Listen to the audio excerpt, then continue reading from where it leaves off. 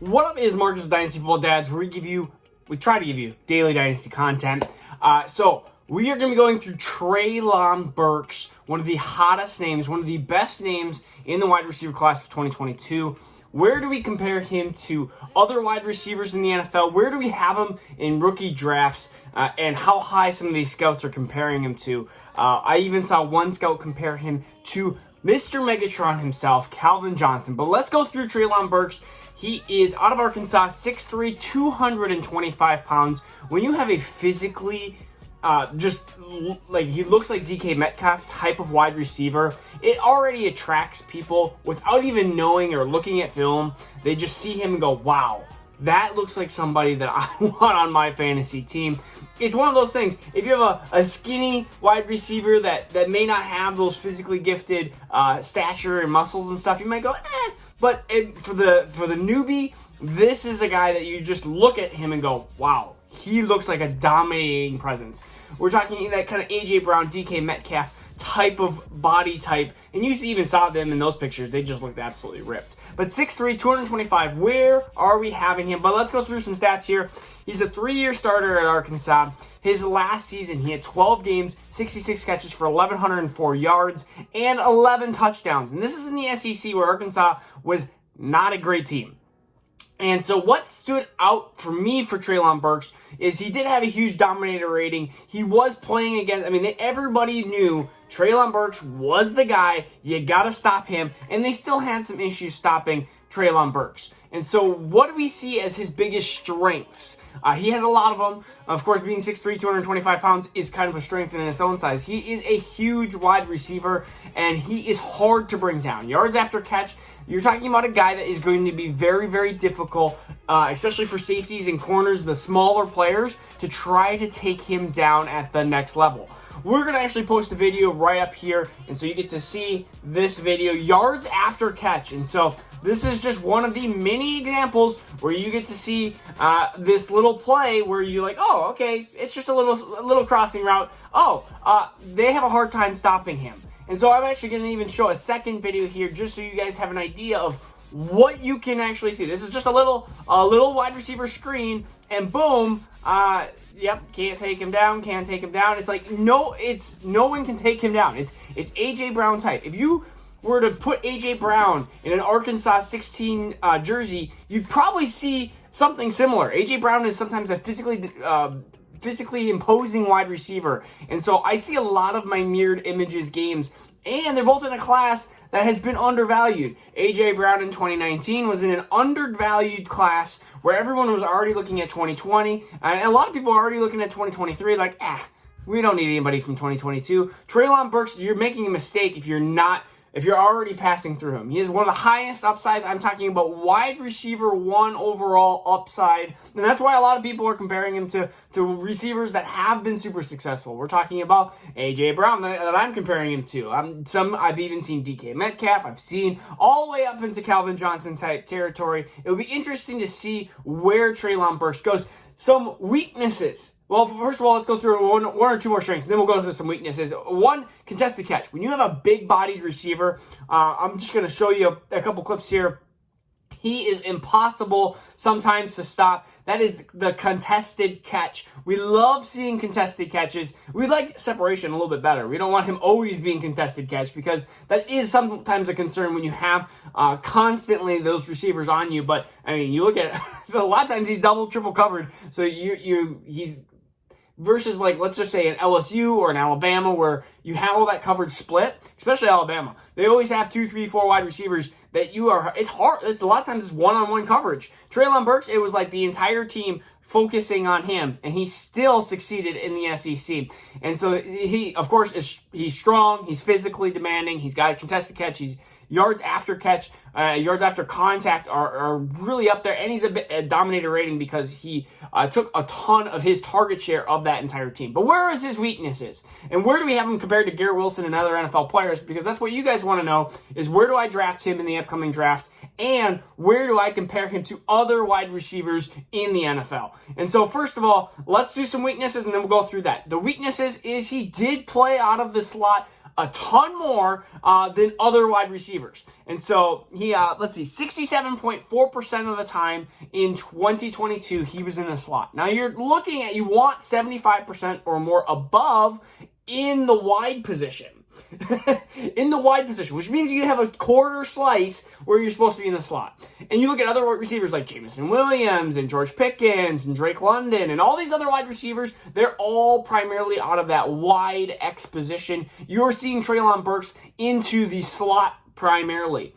One of the things I will kind of say into this, in this day and the age in the NFL, I can see NFL, especially with like Chris Godwin, and we even see players like even Justin Jefferson, who's a lot of times in the slot in the collegiate level. I don't think that concerns me nearly as much as maybe it does for other people, because in the day of the NFL now in 2022, maybe in 2015 it was different. We see a lot of 3-4 wide sets, and if you tell me, hey, Treylon Burks is not going to get the deep balls. He's going to get more of these 5 to 10 yard plays. That is perfectly okay with me, because try stopping him. Try stopping a 6'3", 225 pound player that is the size of basically a linebacker and will run through safeties and corners. Like, I'm okay with shorter passes, shorter average depth of targets, lower ADOTs here. But yeah, you would want 75 to 85% being in the wide position. He's not. He's even actually was over, let's see, not 5.2% in the backfield, which you're thinking more of this Deebo Samuel type role, which again, we saw how Deebo Samuel performed at this 2021 season. And when healthy, Deebo Samuel has performed very, very well for the San Francisco 49ers. So we might see the exact same thing out of Treylon Burks in a different position, or a different team, I would say.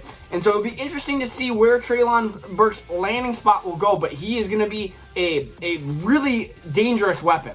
So where do we have him? I have him as 102 overall. I have him right behind Breece Hall. Breece Hall is that little bit more safer running back. But the upside of, if somebody said 101, I'm taking Treylon Burks, I would totally be okay with that. Which usually there's always a running back or two that sneak ahead of Treylon Burks, or ahead of the top wide receiver. But in this case, Treylon Burks, I could see easily go 101 in this class. And how far would I say could he fall? 105 is how far he could fall.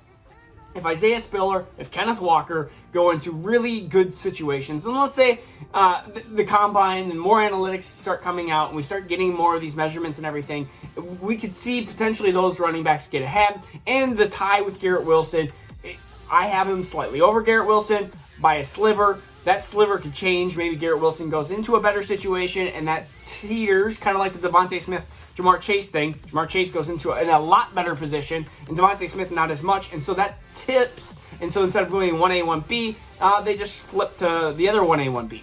And so that's where I have Treylon Burks. 102, I feel confident. I think he's going to stay around that area just with all the, I mean, that's like the most likely situation. Probably a 60 to 75% chance that he stays in that 102, 103 area for myself. But we'll see with the combine.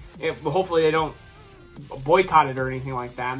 And then with the draft and the landing spots and everything like that. Where do I have him in overall dynasty? I do feel like he's right around that low-end wide receiver 2 dynasty spot.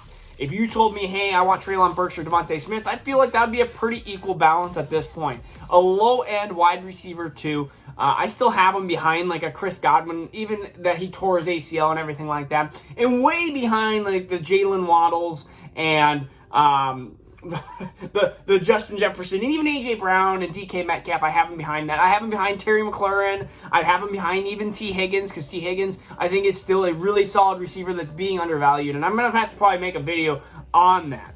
I think he's, again, kind of right into that Elijah Moore situation as well. If you told me Elijah Moore, Treylon Burks, or Garrett Wilson, I'd have Elijah Moore first, and he's my wide receiver 18 currently. But again, you have DJ Moore, Elijah Moore, kind of right into that mix, and then you have these two wide receivers. Again, DJ Moore, super young still. I think we forget about that. We feel like he's been in the league forever, which he kind of has been, but I mean, he's not 26 or 27 years old or anything. So Treylon Burks, and by the way, so two things, two PSA announcements, I guess, public service announcements. One, I'm going to be in Cancun, so the next video you might see, I might be sitting on the beach, which I'll see if I can do a video. I'm going to be gone Friday to Tuesday. You might get this video on Friday. Right now, I'm recording it Thursday. So that's just one thing that you might have to know. And I'll try to see what content. I don't want to do a ton of work when I'm sitting on the beach. So I'll try to think. So think of things that you want to know. Maybe it might be quick 5, 6, 7 minute videos. I need to continue to do positional players. So I'm going to do more Garrett Wilson.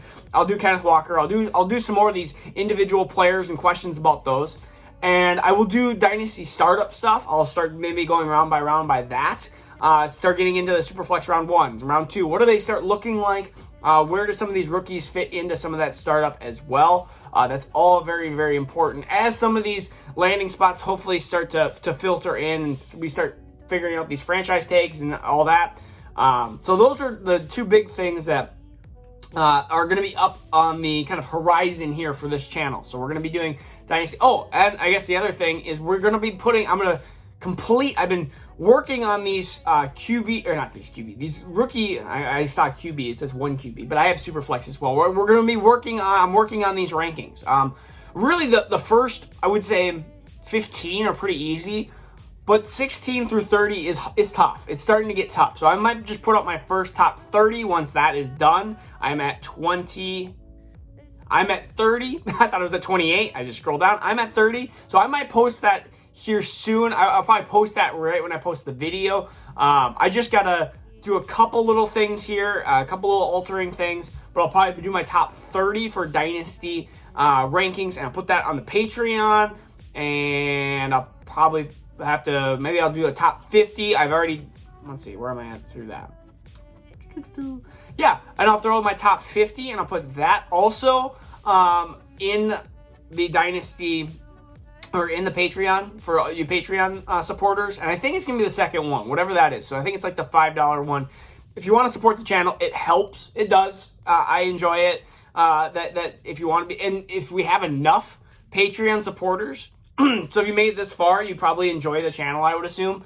If you made it this far, or if you make it into the Patreon, I would say we might have a second league. We might. So if we have enough people or enough interest, we could potentially do a second Dynasty league. If not, I'm totally fine with that. I had so much fun with that first league. Besides that, I got second. Good job, John Sharkey, for getting first again. But I'm coming for you. Shark bait. I'm not gonna be shark bait this year. We're gonna succeed. All right. So again, that's all the PSA announcements. If you made it this far, awesome. Thank you. I'll see you when I'm in Cancun. Peace out. Take care.